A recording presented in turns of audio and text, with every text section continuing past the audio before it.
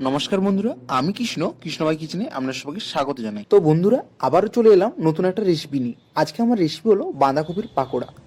যে কোনো বিকালবেলা বা সন্ধেবেলায় এক কাপ চায়ের সাথে এটা নাস্তা হিসেবে পরিবেশন করতে পারেন। এর জন্য আমি এখানে নিয়েছি অর্ধেকটা বাঁধাকপি।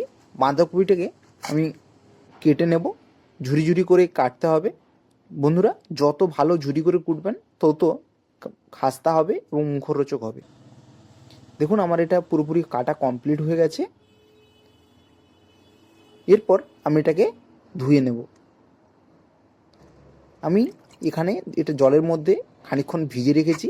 এরপর এটাকে আমি নিচড়ে নিচড়ে একটা থালির মাধ্যমে নিয়ে নেব। থালির মাধ্যমে তুলে নেওয়ার পর এতে আমি সামান্য 1 চামচ পরিমাণ লবণ অ্যাড করেছি। লবণ দেওয়ার পর এটাকে ভালোভাবে চেপে চেপে এটাকে মাখিয়ে নিতে হবে। এরপর আমি এটাকে খানিকক্ষণের জন্য ঢেকে রেখে দেবো।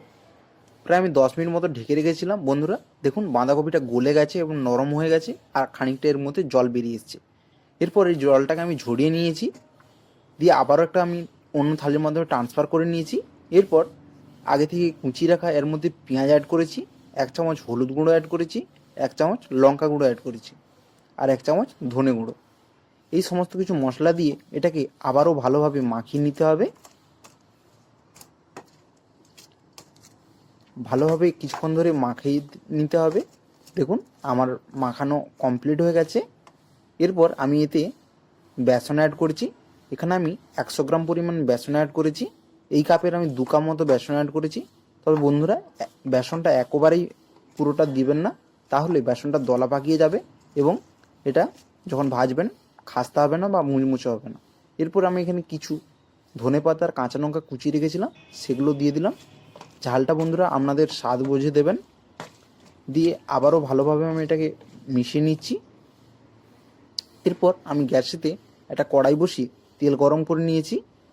সেই গরম তেলটা আমি খানিকটা এর মধ্যে দিয়ে দিচ্ছি।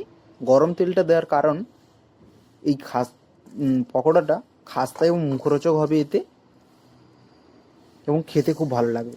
এরপর বেসনের দলাগুলো একে একে করে আমি তেলের মধ্যে দিয়ে দিচ্ছি। দেখুন, আমার প্রথম ব্যাচের সমস্ত কিছু বেসনের দলাগুলো আমি দিয়ে দিচ্ছি। এরপর আমি একটা চামচের মাধ্যমে উল্টে নেব। আপনারা চামচের পরিবর্তে ছোট কোনো চামচ দিয়েও ব্যবহার করতে পারেন। আমি প্রথমে খুন্তি দিয়ে ব্যবহার করছিলাম, দেখলাম যে হচ্ছে না, তাই আমি একটা ছোট্ট চামচের মাধ্যমে এভাবে উল্টে নিচ্ছি। বন্ধুরা, ভিডিওটাকে আমি একটু ফাস্ট করে নিয়েছি। এরপর দেখুন, আমার এক পিঠটা বেসনের ভাজা হয়ে গেছে। এরপর অপর পিঠটা আমি ভালোভাবে ভেজে নিয়েছি। এরপর আমি এটাকে একটা থালির মাধ্যমে তুলে নিচ্ছি।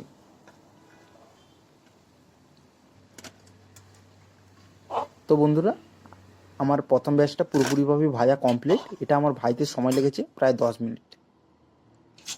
এরপর একইভাবে আমি দ্বিতীয় স্টেজে আমি ভেজে নিব।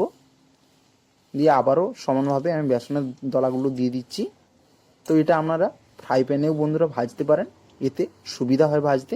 আমি কাছে ফ্রাই প্যান ছিল না, তাই আমি এটা কড়াই ভেজেছি। এরপর একইভাবে আবারও চামচ দিয়ে উল্টে নেব। এটা যখন বন্ধুরা ভাজবেন, খুব অল্প গ্যাসের ফ্লেমটাকে লো ফ্লেমেতে রেখে বন্ধুরা ভাজবেন। এতে ভেতরে কাঁচা থাকবে না এবং অনেক সময় ধরে ধরে ভাজবেন, তাহলে ভেতর পর্যন্ত এটা ভালোভাবে ভাজা হয়ে যাবে এবং খেতে খুব মুচমুচে এবং সুস্বাদু হবে। দেখুন বন্ধুরা, আমার দ্বিতীয় স্টেজে পুরোপুরিভাবে ভাজা কমপ্লিট হয়ে গেছে। তো বন্ধুরা, দেখতেই পেলেন খুবই সহজেই আমি ভেজে নিলাম।